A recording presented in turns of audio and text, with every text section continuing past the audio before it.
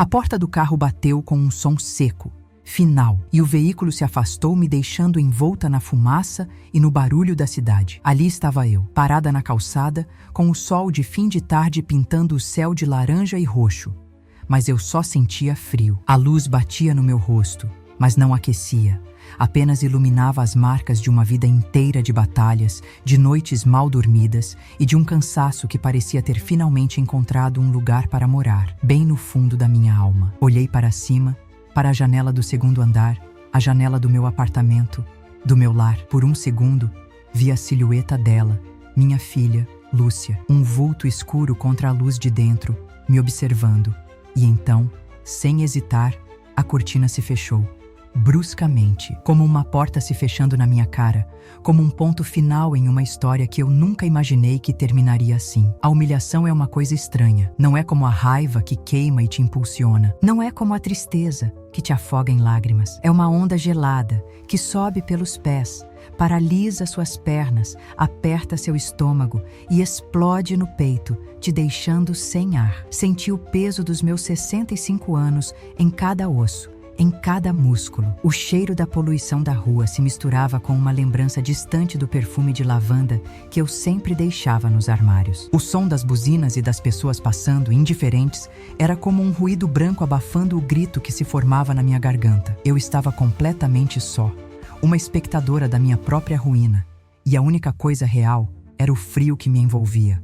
Um frio que vinha de dentro, do lugar que antes era preenchido pelo amor da minha filha. Você já sentiu um abandono tão profundo que o mundo ao redor parece perder a cor? Ao meu lado, minhas duas únicas companheiras, 2 malas de rodinha e uma pequena bolsa de mão. Não eram grandes, mas continham tudo o que eu tinha. Uma vida de trabalho, de sacrifícios, de memórias, dobrada e espremida em compartimentos de tecido. Em uma delas, as roupas que eu mesma costurei, os vestidos que me acompanharam em tantos momentos felizes. Na outra, fotografias amareladas, o álbum de casamento, as primeiras fotos de Lúcia. E na pequena bolsa, aquela que eu segurava com força, estava o meu futuro, ou o que restava dele. Olhar para aquelas malas era como olhar para um resumo de mim mesma, um inventário de uma existência que, de repente, não tinha mais um endereço para onde ir. Cada zíper fechado era um capítulo encerrado, cada alça, o peso de um passado que eu era forçada a carregar. Foi então, naquele silêncio ensurdecedor da minha própria dor, que as palavras escaparam dos meus lábios, um sussurro rouco, quase inaudível, só para mim mesma. Ela acha que conseguiu tudo, mas não faz ideia do que acabou de perder. Não era uma ameaça, não era um desejo de vingança. Era uma constatação, uma verdade que brotou do fundo da minha alma. Ela via aquele apartamento, aquelas paredes, como um prêmio, uma conquista. Ela via minha saída como a remoção de um obstáculo. Mas o que ela não entendia, e talvez nunca entenda, é que o verdadeiro tesouro não estava ali. O valor não estava nos móveis que eu lustre, nem nas paredes que pintei com tanto carinho. O valor estava no amor incondicional que a esperava todos os dias e que ela acabara de jogar fora como se não valesse nada. Aquele gesto, o de fechar a cortina, foi mais doloroso do que qualquer palavra que ela pudesse ter dito. Foi o ato final de uma peça que eu não sabia que estava em cartaz. A peça da minha obsolescência. Eu me tornei um móvel velho, um objeto fora de moda que já não combinava com a decoração nova e sofisticada que ela e a tia planejavam. Fui a costureira que remendou os sonhos dela, que costurou as asas para que ela pudesse voar, e agora que ela voava alto, eu era apenas o carretel vazio, descartado no chão. A dor da traição vinda de um estranho é aguda, mas a que vem de um filho é um veneno lento, que corrói tudo por dentro, que te faz questionar cada sacrifício, cada renúncia, cada gesto de amor. Eu me pergunto, olhando para trás, se eu poderia ter feito algo diferente. Se eu fui cega demais pelo amor. A gente sempre acha que está fazendo o melhor, que está construindo uma fortaleza de afeto para proteger nossos filhos, mas às vezes, sem perceber, estamos apenas construindo o castelo do qual um dia seremos expulsos. A rua começava a escurecer, as luzes dos postes se acendiam, e eu continuava ali, imóvel, uma estátua de sal no meio da indiferença da cidade. Um filme passava na minha cabeça, o filme da minha vida com ela, e eu só conseguia pensar em uma coisa, em uma pergunta que ecoava no meu vazio. Você entenderia o que eu fiz depois de tudo isso? Já passou por algo que te quebrou, a ponto de te forçar a encontrar uma força que você não sabia que existia? Deixem-me apresentar. Meu nome é Joana. Tenho 65 anos de uma vida que, até este momento, eu considerava bem vivida. Minhas mãos contam a minha história. Elas não são lisas e delicadas, são ásperas, com calos nos dedos e pequenas cicatrizes de agulhas que escaparam. Por mais de 40 anos, fui costureira. O som da minha velha máquina de costura era a trilha sonora da minha casa, um zumbido constante que embalou o sono da minha filha e pagou cada conta, cada livro, cada sonho que ela ousou sonhar. Eu transformava tecidos simples em vestidos de festa, remendava o que parecia perdido, criava beleza a partir de retalhos. Eu construí um mundo para a minha Lúcia com linha e agulha, acreditando que cada ponto era um tijolo no castelo que ela merecia. Um castelo que, ironicamente, agora não tem mais espaço para mim. Fiquei viúva há 10 anos. Meu Roberto era um homem bom, um trabalhador que me deixou com a maior riqueza que poderíamos ter, nossa filha. Quando ele se foi, um pedaço de mim foi junto, e o luto me fez um juramento silencioso. Jurei que Lúcia nunca sentiria a falta de nada, que eu seria pai e mãe, que faria o impossível para que ela tivesse todas as oportunidades que eu e o pai dela não tivemos. Minha vida se tornou um único propósito. Ela, cada decisão, cada centavo economizado, cada oração antes de dormir era para o bem-estar dela. O meu mundo, que já foi grande e cheio dos sonhos de um casal, se encolheu até caber dentro do futuro da minha filha. Eu me tornei a guardiã dos sonhos dela, e nessa missão me esqueci completamente dos meus. Lembro-me das noites em que a lua era minha única companhia, debruçada sobre a máquina, os olhos ardendo de cansaço, para terminar uma encomenda e garantir o dinheiro da mensalidade da faculdade de administração que ela tanto queria. Eu via as amigas dela viajando nas férias, comprando roupas de marca, e meu coração apertava, mas eu lhe dizia: tenha paciência, minha filha. O seu diploma será o seu maior luxo. E ela sorria, me abraçava e dizia que um dia me daria uma vida de rainha. Eu acreditava com cada fibra do meu ser. Renunciei a pequenas vaidades, a um passeio no parque, a um sapato novo. Troquei tudo pela promessa daquele futuro brilhante que ela pintava com palavras bonitas. Um futuro onde seríamos sempre nós duas, juntas. Minhas conquistas nunca foram materiais. Minha maior alegria era vê-la chegar em casa com um 10 na prova. Era aplaudi-la na formatura do colégio com lágrimas que eu não conseguia conter. O dia em que ela pegou o diploma da faculdade foi para mim como ganhar na loteria. Eu me sentia a mulher mais rica do mundo. Aquele pedaço de papel não representava apenas a formação dela, mas a materialização de todo o meu esforço, de todo o meu amor. Eu não precisava de aplausos ou reconhecimento de ninguém. O orgulho que eu sentia ao dizer: essa é a minha filha, a administradora, era o meu troféu. Eu venci na vida através dela, ou pelo menos era o que eu pensava. Minha humanidade estava ali, na minha capacidade de me doar por completo, de encontrar felicidade na felicidade dela. Esse amor incondicional, hoje eu vejo, foi também a minha cegueira. Eu via a ambição dela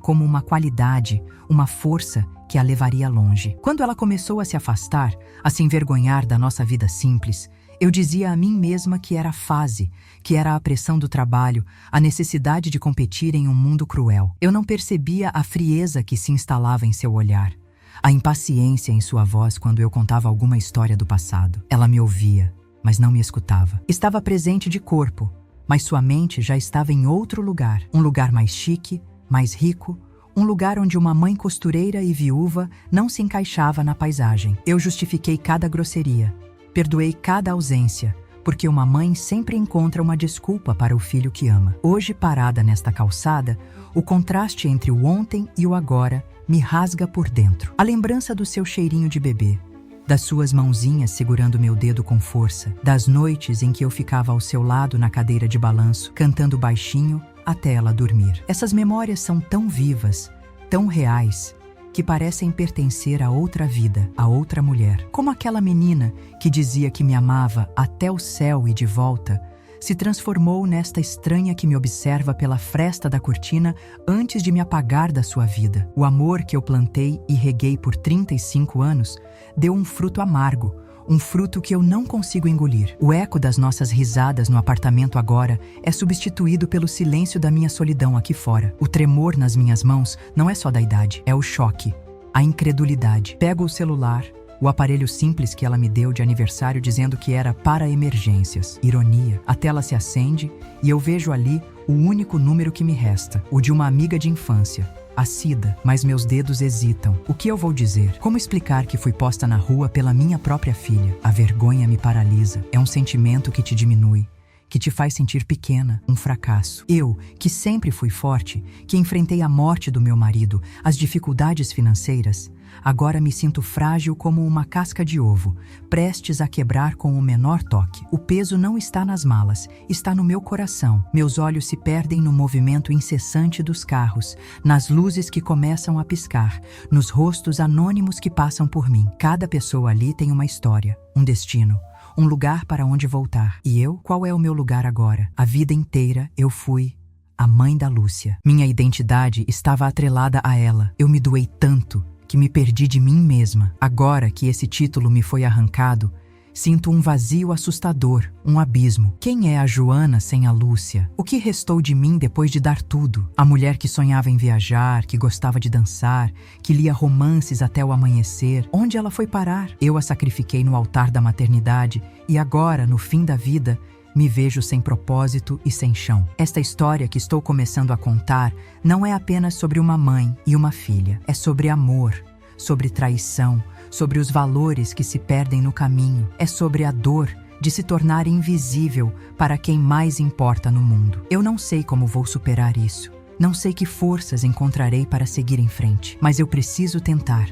Preciso encontrar um novo rumo. Se essa história tocar algo em você, se inscreve e me conta aqui nos comentários o que faria no meu lugar. Minha filha, Lúcia, nem sempre foi assim. Se eu fechar os olhos, ainda consigo ver a menina de tranças que corria para me abraçar na porta da escola, com o rosto sujo de terra e um sorriso que iluminava o mundo. Ela era carinhosa, cheia de sonhos que íamos realizar juntas, mas a ambição, que eu tanto incentivei, cresceu dentro dela como uma era venenosa, sufocando todo o resto. Ela começou a olhar para o nosso pequeno apartamento não como um lar, mas como uma gaiola. A vida simples que eu lhe ofereci, a única que eu podia dar, passou a ser uma fonte de vergonha, um fardo que a impedia de ser quem ela achava que merecia ser. Aos poucos, a gratidão em seus olhos foi substituída por um ressentimento frio, uma acusação silenciosa de que eu, com o meu amor modesto, era a culpada por ela não ter mais. A mudança não aconteceu da noite para o dia. Foi sutil, gradual, como a maré que sobe, e quando você percebe, a água já levou tudo. Começou com comparações. Mãe, a minha prima ganhou um carro do pai. Mãe, a fulana viajou para a Europa. Eram frases jogadas no ar durante o jantar que pairavam entre nós como uma névoa de descontentamento. Depois vieram as críticas disfarçadas de conselhos. Minhas roupas eram simples demais, meus móveis eram antigos, minhas histórias eram repetitivas. Eu me encolhia a cada comentário, sentindo meu valor diminuir um pouco mais. O abraço dela, antes um porto seguro, se tornou rápido, protocolar. O "eu te amo", antes diário, virou uma raridade. Eu estava perdendo a minha filha aos poucos, e a dor dessa perda lenta era a pior de todas. E então surgiu Marta, a irmã mais nova do meu falecido marido. Rica, solteira, sem filhos. Sempre a achei uma mulher elegante, mas com um olhar que guardava uma ponta de inveja, de algo mal resolvido. Ela nunca aceitou de verdade o amor que eu e o irmão dela tínhamos. Para ela, eu sempre fui a costureira, a mulher simples demais, que tirou o irmão querido do seio da sua família abastada. Enquanto Roberto era vivo, ela mantinha uma distância cordial. Mas depois que ele se foi, e especialmente quando Lúcia se tornou uma mulher adulta e ambiciosa, Marta viu a oportunidade perfeita. Ela viu em minha filha a chance de ter a herdeira que nunca teve e, ao mesmo tempo, a arma ideal para a sua vingança silenciosa contra mim. A influência dela sobre Lúcia foi como um veneno doce, administrado em doses pequenas e constantes. Começou com um presente caro aqui, um convite para um jantar em um restaurante chique ali. Depois, vieram as viagens de fim de semana, as promessas de um círculo social influente, de um mundo de luxo e oportunidades que eu, com minha máquina de costura, jamais poderia oferecer. Marta não estava apenas presenteando a sobrinha, ela estava comprando sua lealdade, sua admiração. Estava mostrando a Lúcia um atalho para a vida que ela tanto desejava. E nesse caminho, eu era apresentada como um pedágio, um peso morto que precisava ser deixado para trás. Ela se tornou a fada madrinha, e eu, aos poucos, fui transformada na gata borralheira. Lembro-me de um almoço de domingo, na minha casa, que marcou o início do fim. O cheiro do meu assado de panela, que Lúcia tanto amava, enchia o ar. Marta olhou ao redor com um sorriso de desdém e disse: Lúcia, querida, este lugar tem potencial, mas precisa de um toque de modernidade. Eu posso te ajudar a reformar, deixar tudo com a sua cara. Antes que eu pudesse dizer qualquer coisa, Lúcia respondeu com um entusiasmo que eu não via há anos. Sério, tia? Seria um sonho. Naquele momento, eu não era mais a dona da casa. Era uma peça de mobília a ser trocada. Elas discutiram cores de tinta e tipos de piso na minha frente, como se eu fosse invisível. Foi a primeira vez que senti, de forma concreta, que uma aliança havia sido formada contra mim. Eu, na minha ingenuidade, no meu desejo de ver minha filha feliz, aceitei. Pensei que uma reforma seria apenas uma reforma. Não entendi que elas não estavam mudando as paredes, estavam me apagando da história daquele lugar. Cada pincelada de tinta nova era uma camada sobre as minhas memórias. Cada móvel novo que chegava era um prego no caixão do meu passado. Confiei que a intenção de Marta era boa, que o desejo de Lúcia era apenas de ter um lugar mais bonito para vivermos, juntas. Eu abri a porta da minha casa e do meu coração para a pessoa que, sorrateiramente, planejava me tirar de lá. Hoje, a pergunta que me assombra é dolorosa e talvez até um pouco tola. Você já confiou em alguém e se arrependeu amargamente? A reforma começou numa segunda-feira cinzenta. O barulho da furadeira parecia rasgar não apenas as paredes, mas a minha paz. Homens estranhos entravam e saíam, carregando ferramentas e sacos de entulho, e eu me sentia uma intrusa na minha própria casa. Tentei ser útil, oferecer um café, um copo de água, mas eles se dirigiam a Lúcia, a patroa. Eu, que por 30 anos fui a rainha daquele lar, agora era apenas parte da mobília antiga a ser contornada. Meus dias passaram a ser uma sucessão de cantos empoeirados, tentando não atrapalhar, enquanto o lugar que guardava todas as minhas memórias era desfeito, pedaço por pedaço, diante dos meus olhos. O progresso deles era a medida da minha insignificância, e a cada parede que caía, um pedaço da minha história ia junto. O cheiro era o que mais me atormentava. O cheiro de tinta fresca, um odor químico e agressivo, se sobrepôs a tudo. Ele cobriu o aroma familiar do meu bolo de fubá, o perfume suave das minhas roupas de cama lavadas com sabão de coco, o cheiro de vida que cada casa tem. Minha velha máquina de costura, minha fiel companheira, foi embrulhada num plástico e encostada em um canto escuro da área de serviço, silenciada. O seu zumbido reconfortante foi substituído pelo som estridente de serras cortando o piso, pelo eco das marteladas. Era uma sinfonia da destruição. E eu sentia como se estivessem reformando não o apartamento, mas a minha própria identidade, apagando os vestígios de quem eu era para dar lugar a algo novo, frio e que não me pertencia. O golpe mais duro veio quando decidiram o que fazer com a minha cadeira de balanço. Ela ficava na sala, no cantinho perto da janela. Nela, eu embalei Lúcia em noites de febre, contei centenas de histórias, remendei suas meias enquanto ela fazia o dever de casa ao meu lado. Era mais que um móvel. Era um relicário de afeto. Um dia, ouvi Lúcia dizer para a tia Marta, com uma naturalidade cruel: essa cadeira velha e feia não combina com nada. Vamos jogar fora. Meu coração parou. Tentei argumentar, dizer que tinha valor sentimental, mas Lúcia me olhou com impaciência, como se eu fosse uma criança apegada a um brinquedo quebrado. A cadeira, assim como eu, já não tinha mais serventia. Era apenas um entulho do passado. Tentei conversar com ela uma noite, depois que os operários foram embora. A casa estava um caos de lona e poeira. Com a voz mansa, disse que tudo estava acontecendo muito rápido, que eu não estava conseguindo acompanhar. Ela nem sequer me olhou. Continuou digitando no celular e respondeu, seca: mãe, a senhora é muito resistente ao novo. A tia Marta entende de bom gosto. Está fazendo o melhor para nós. Tente relaxar e aproveitar. Nós. A palavra soou vazia, falsa. Não existia mais nós. Existia o projeto dela e da tia.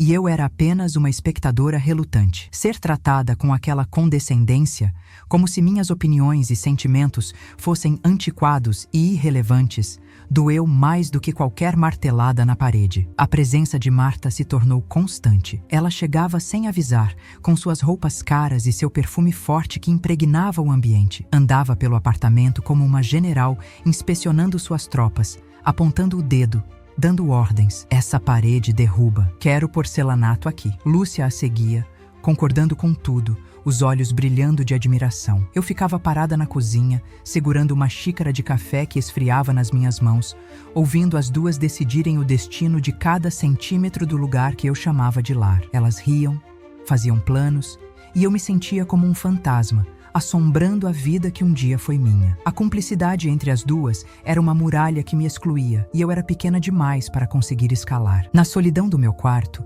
eu me agarrava às memórias do meu Roberto. Lembrava do dia em que compramos aquele apartamento, com o dinheiro que juntamos por anos. Ele mesmo pintou as paredes, montou os móveis com um sorriso no rosto. Cada prego, cada parafuso, tinha uma história de amor e de esforço conjunto. Olhar para aquela desfiguração toda era como ver a memória dele sendo violada, profanada. Como Lúcia, que ele tanto amou, podia ser tão indiferente a isso? A ganância, a ambição, a influência da tia, tudo isso tinha apagado da minha filha o respeito pelo próprio passado, pelas próprias raízes. Eu chorava baixinho, abraçada ao travesseiro dele, pedindo que ele me perdoasse por não conseguir proteger o nosso ninho. Uma sensação estranha começou a crescer em mim. Não era apenas tristeza, era medo. Um pressentimento gelado que se instalava na boca do estômago. Os sorrisos que Lúcia e Marta trocavam entre si já não me pareciam felizes, pareciam conspiratórios.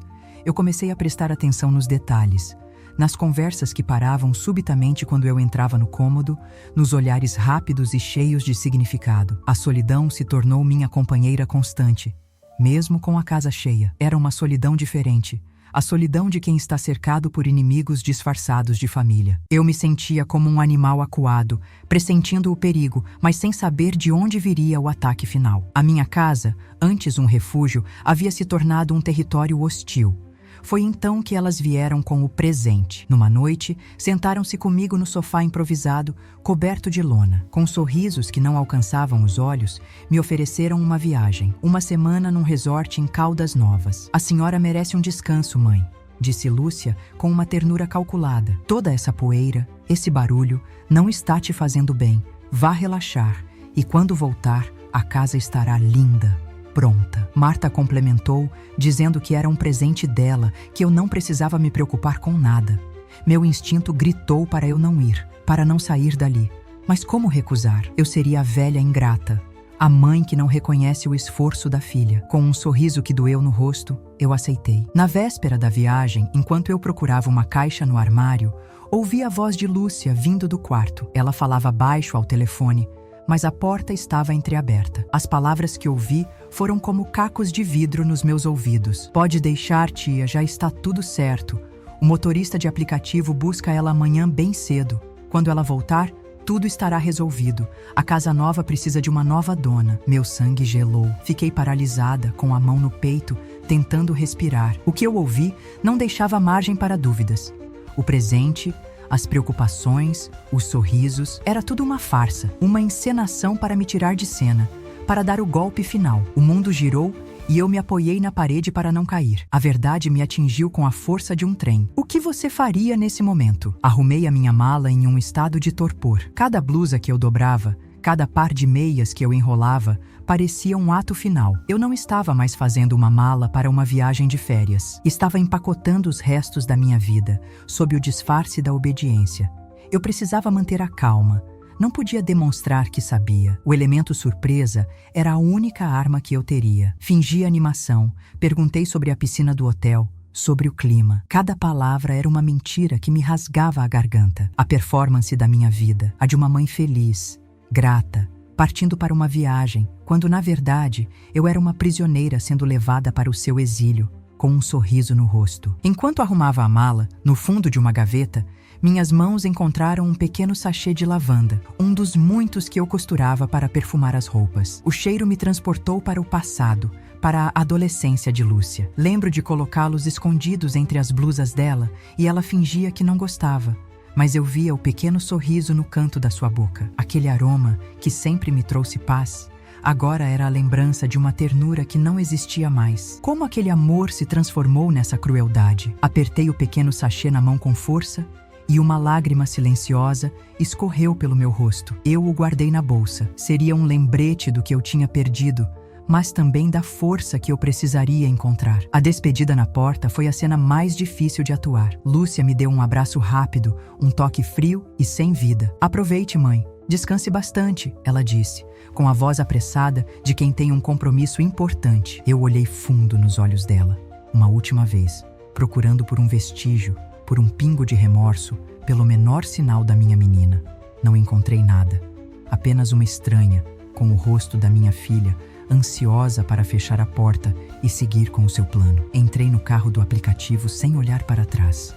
Se eu olhasse, desmoronaria, e eu não podia me dar a esse luxo, não ainda. A semana no resort foi um borrão de dor silenciosa. O lugar era lindo, cheio de piscinas quentes e jardins bem cuidados, mas para mim, parecia um purgatório. Eu via famílias rindo, mães e filhas passeando de mãos dadas, e cada cena era uma punhalada no meu coração. Eu não conseguia relaxar, não conseguia sentir o sol na minha pele. Passava horas sentada em uma cadeira, olhando para o nada, com a conversa de Lúcia ecoando na minha mente. A casa nova precisa de uma nova dona. Eu estava em um paraíso de mentira, vivendo o meu inferno particular, contando os dias para voltar e enfrentar a verdade que me esperava. A solidão nunca me pareceu tão pesada e tão barulhenta. As ligações dela eram a prova final da farsa. Uma vez por dia, no fim da tarde. "Oi, mãe. Está tudo bem? Está se divertindo?" A voz dela era artificialmente animada. Eu respondia com monossílabos. "Sim, está tudo ótimo. A comida é boa." Ela não se interessava de verdade. Não perguntava detalhes. Eram apenas checagens para ter certeza de que o plano estava correndo sem imprevistos, de que a vítima estava devidamente sedada e longe do local do crime. A injustiça daquilo tudo me corroía por dentro. Eu, que dediquei cada segundo da minha vida a ela, agora era tratada como um problema a ser administrado, uma peça a ser descartada. O amor de mãe estava sendo substituído por uma frieza que eu não reconhecia. O caminho de volta foi uma longa tortura. Dentro do táxi, que me levava da rodoviária para casa, cada semáforo vermelho aumentava a minha angústia. Eu via as ruas do meu bairro, os lugares familiares, e sentia um nó na garganta. Eu não estava voltando para casa. Estava indo para o meu julgamento, para a minha sentença. Uma pequena, teimosa e tola parte de mim ainda queria acreditar que eu tinha entendido tudo errado, que era um grande mal-entendido. A esperança de uma mãe é a última que morre, dizem. A minha estava respirando por aparelhos, mas ainda existia. Mal sabia eu que, em poucos minutos, ela seria desligada sem nenhuma cerimônia, na calçada fria em frente ao prédio que um dia foi meu lar. O carro parou em frente ao prédio e, por um instante, eu não tive coragem de descer. Fiquei olhando para a fachada que conhecia tão bem, para a minha janela no segundo andar. Havia cortinas novas, de um tecido pesado e escuro, no lugar das minhas de renda, que deixavam o sol entrar. Aquela simples mudança era uma declaração. O meu lar, o lugar de luz que eu construí, tinha se tornado um espaço sombrio, fechado, um reflexo do que haviam se tornado os corações de quem morava lá dentro. Respirei fundo, o ar parecendo pesado, e paguei o motorista. Cada passo que eu dava em direção à portaria era um passo em direção ao fim de um capítulo. E eu sabia, com uma certeza dolorosa, que ao cruzar aquela porta, a minha vida como eu a conhecia deixaria de existir para sempre. Quando entrei no saguão, dei de cara com Marta, que saía do elevador. O susto no rosto dela foi tão evidente que ela quase deixou a bolsa cara cair no chão. Ela se recompôs rapidamente, forçando um sorriso que não escondia o pânico em seus olhos. "Joana, que surpresa! Voltou um dia antes?" ela disse, a voz um pouco mais aguda que o normal. "Lúcia está lá em cima te esperando. Quer dizer, ela vai adorar a surpresa." A mentira era tão mal contada, a desculpa tão esfarrapada, que chegava a ser patética. A sua pressa em sair, o jeito como ela mal me olhou nos olhos, tudo confirmava o que eu já sabia. Ela era a general fugindo do campo de batalha depois de ter plantado a bomba.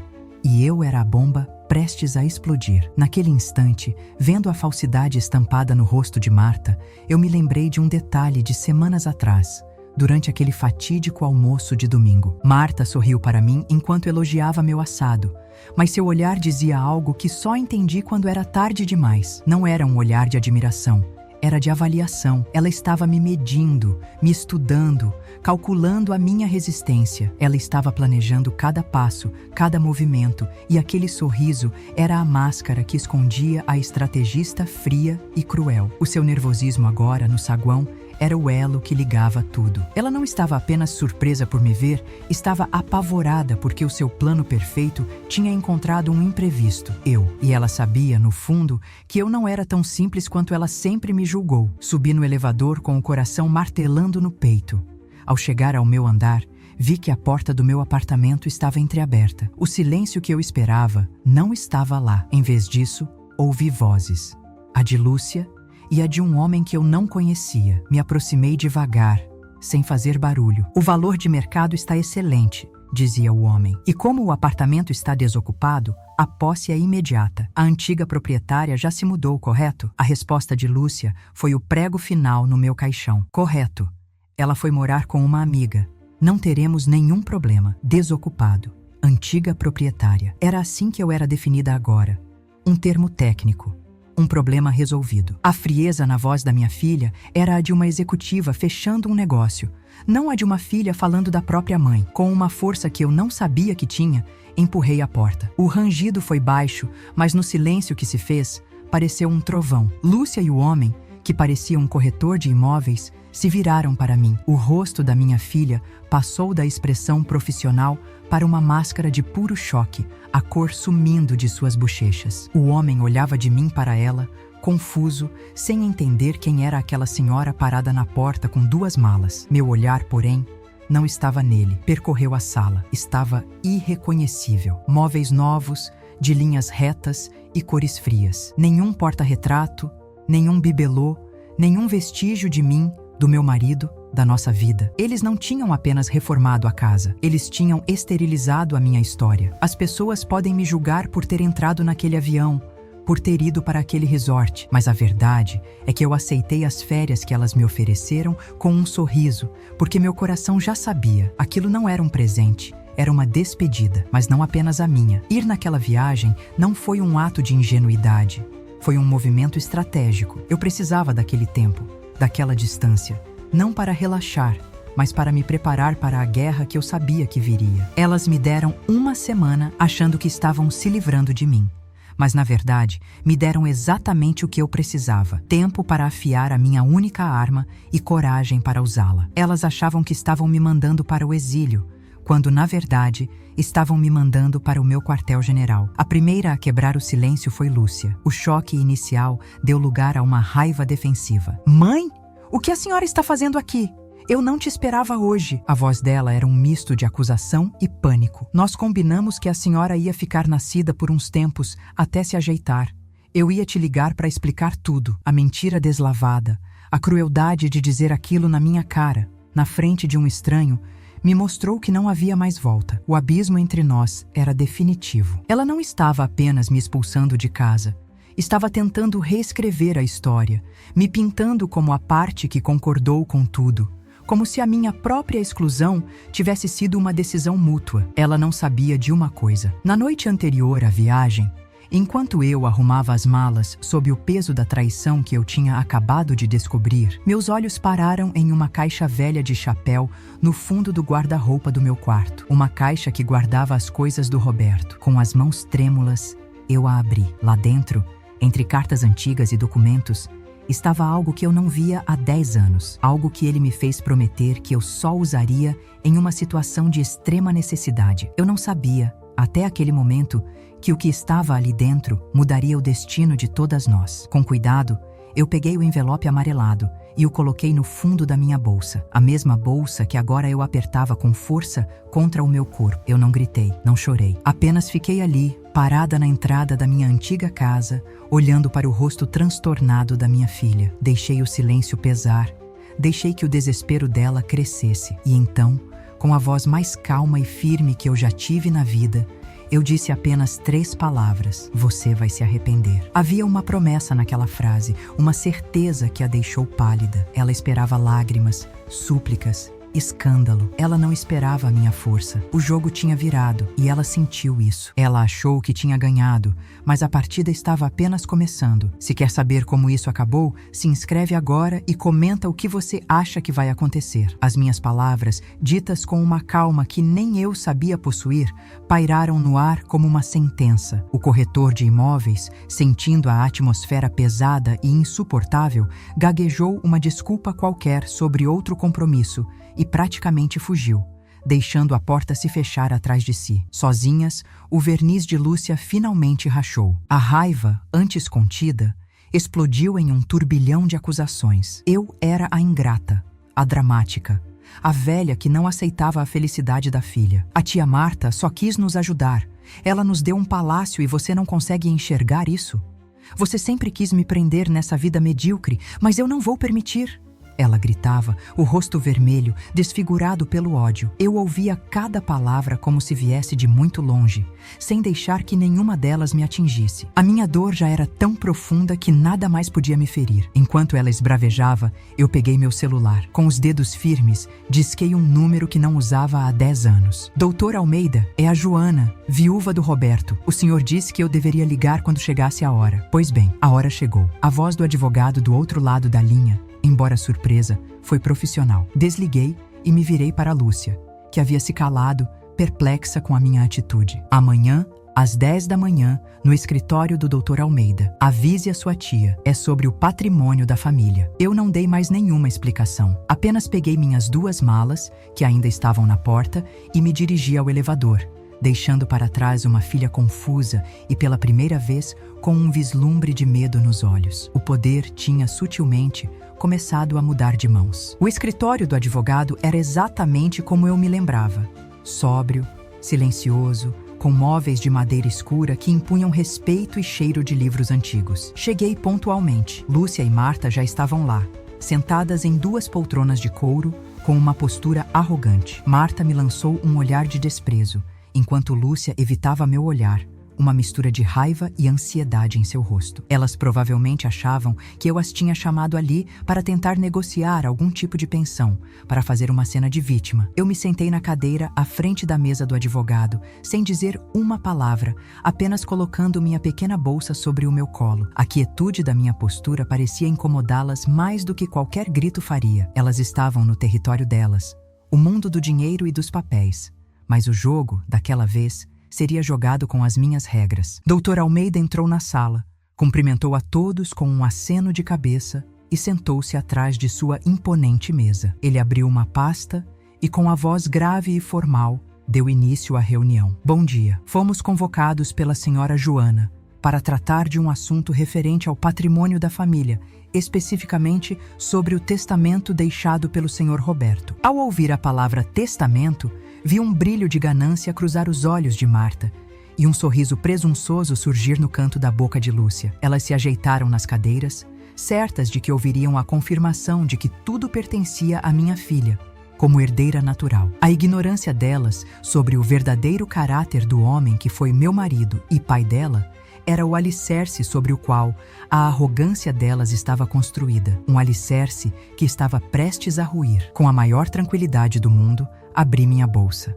A mesma bolsa que me acompanhou na calçada da humilhação, que guardou o meu choro silencioso no resort. Dela, eu tirei o envelope, amarelado e marcado pelo tempo. O gesto foi lento, deliberado. Todos os olhos na sala se fixaram nele. O silêncio era tão profundo que o som do papel antigo deslizando pela madeira polida da mesa pareceu ecoar na sala. Empurrei o envelope na direção do Dr. Almeida. Ele o pegou, analisou o lacre e o selo e então olhou para mim. Eu assenti com a cabeça, uma única vez. Era a minha autorização. Era a minha resposta a tudo que me fizeram. Era a voz do meu Roberto, vindo do passado para proteger o nosso amor e a minha dignidade. O advogado abriu o envelope com um abridor de cartas e começou a ler. Eu, Roberto, em pleno uso de minhas faculdades mentais, deixo este adendo ao meu testamento, a ser revelado por minha esposa, Joana, apenas em caso de necessidade. A voz dele era clara e firme. O apartamento, nosso único bem de valor, ficará em usufruto vitalício de minha amada esposa. Ela terá o direito de morar nele até o último dia de sua vida, sem que ninguém possa contestar essa decisão. Um murmúrio de incredulidade veio de Lúcia. Marta se inclinou para a frente, o rosto tenso. A primeira parte do golpe as atingiu, mas elas ainda não sabiam que o pior estava por vir, que a genialidade do meu marido ia muito além de apenas me proteger. Dr. Almeida fez uma pausa dramática, ajustou os óculos e continuou a leitura, agora com mais ênfase. A propriedade do imóvel só será transferida para nossa filha, Lúcia, após o falecimento de sua mãe, e sob uma condição inegociável, que ela tenha, comprovadamente, cuidado e amparado sua mãe com amor, respeito e dignidade em sua velhice. Ele levantou os olhos do papel e olhou diretamente para Lúcia. Caso esta condição não seja cumprida, a critério do testamenteiro ou por declaração de minha própria esposa, minha filha estará automaticamente deserdada. O apartamento deverá ser vendido e o valor integralmente doado à instituição de caridade Amparo aos Idosos, para que outros pais e mães, abandonados pelos seus, tenham o conforto que a minha própria filha lhe negou. O impacto daquelas palavras foi avassalador. O mundo de Lúcia desabou. O rosto dela se transformou numa tela de horror, a arrogância se desfazendo em pânico puro, os olhos se enchendo de lágrimas de desespero, não de arrependimento. Ela olhou para a tia, buscando ajuda. Mas Marta estava paralisada, o rosto uma máscara de fúria impotente. Elas não só perderam o apartamento, foram expostas, desmoralizadas e, para completar, agora tinham uma dívida enorme da reforma de um imóvel que nunca seria delas. O castelo de areia que construíram sobre a ganância desmoronou em um único instante, soterrando as duas. A justiça, às vezes, não é cega. Ela apenas espera o momento certo para tirar a venda. Você teria coragem de fazer o mesmo? Eu não disse nada. Não precisava. Apenas observei, por um último instante, o rosto da minha filha. E pela primeira vez em muito tempo, senti uma ponta de pena. Não pela perda material, mas pela pobreza de espírito que a levou até ali. Ela teve tudo, o amor mais puro que um ser humano pode receber. E trocou por nada. O verdadeiro valor nunca esteve nas paredes daquele apartamento. Estava no meu colo, nas minhas histórias, nas minhas mãos que costuraram seus sonhos. E ela jogou tudo fora. Com a alma mais leve do que em todos os meus 65 anos, eu me levantei. Peguei a minha bolsa, a minha fiel companheira, e caminhei em direção à porta, sem olhar para trás nem por um segundo. A minha libertação não estava no dinheiro ou na casa, mas naquele ato de sair de cabeça erguida. Ao cruzar a porta do escritório e sentir o sol da manhã no meu rosto, eu respirei fundo pela primeira vez em meses. O ar da cidade, que antes me parecia sujo e opressor, agora enchia meus pulmões com a promessa de liberdade. O barulho dos carros, a pressa das pessoas, tudo parecia parte de uma nova melodia, a trilha sonora do primeiro dia do resto da minha vida. Eu não tinha mais uma casa para onde voltar. Não tinha um plano traçado, mas eu tinha algo muito mais valioso. Eu tinha a mim mesma de volta. O peso que eu carregava nos ombros, o peso da humilhação, da tristeza, da invisibilidade, tinha ficado para trás, naquela sala escura, junto com as duas mulheres que agora teriam que arcar com o fardo da própria ganância. Naquele momento, eu entendi o que é um lar de verdade. Um lar não é feito de tijolos e cimento. Não está nos móveis caros ou nas cortinas da moda. Um lar é construído com amor, com respeito, com as memórias que a gente tece dia após dia. Meu lar verdadeiro estava no abraço do meu Roberto, nas risadas de uma Lúcia que já não existia mais, no cheiro do café passado no fim da tarde. Elas podiam ter o apartamento, podiam ter as paredes frias e impessoais que criaram, mas elas nunca teriam o calor de um lar, pois destruíram a única coisa que o aquecia, o meu amor. Eu carregava o meu lar dentro de mim, no meu coração, e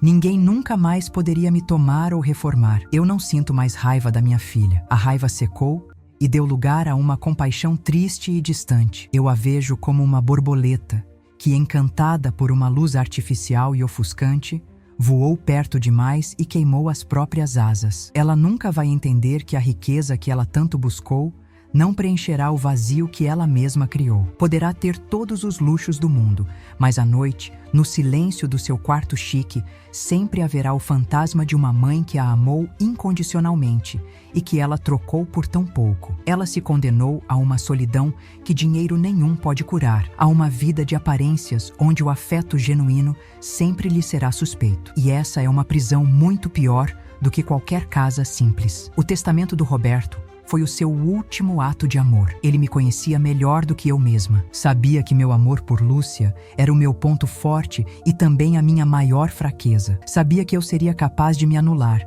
de aceitar qualquer migalha para vê-la feliz. Aquela cláusula não era uma arma contra a nossa filha. Era um escudo para me proteger de mim mesma, para me forçar a enxergar um limite. Ele não estava apenas me garantindo um teto, estava me devolvendo a dignidade que eu estava disposta a entregar. Foi a forma que ele encontrou de, mesmo depois de partir, continuar cuidando de mim, me lembrando do meu próprio valor quando eu mais precisei. A vida, às vezes, nos coloca em encruzilhadas terríveis para nos ensinar as lições mais importantes. Eu aprendi, da forma mais dura, que o amor próprio não é egoísmo, é sobrevivência. Aprendi que o respeito não se implora, se impõe, mesmo que seja com o silêncio e com a distância. A minha história é a história de muitas outras mães e pais, que dão tudo de si e um dia se veem como um estorvo. Que ela sirva para lembrar que a verdadeira herança que deixamos não está em bens materiais, mas nos valores que plantamos. E quando a colheita é amarga, é preciso ter a coragem de cortar as raízes para que a planta venenosa não contamine o resto do seu jardim. Naquele dia, na calçada, eu perdi uma casa. Mas minha filha, na sua ganância, perdeu a única coisa que dinheiro nenhum pode comprar de volta: uma mãe. E essa é uma dívida que ela carregará para sempre. Poderá pagar a reforma, poderá comprar outros apartamentos, mas nunca poderá preencher o buraco que deixou em sua própria alma. Eu saí daquela história sem nada e, ao mesmo tempo, com tudo. Saí com a dignidade intacta e a certeza de que o amor verdadeiro não aprisiona, não humilha, não descarta. Ele liberta. E eu, finalmente, depois de 65 anos, estava livre.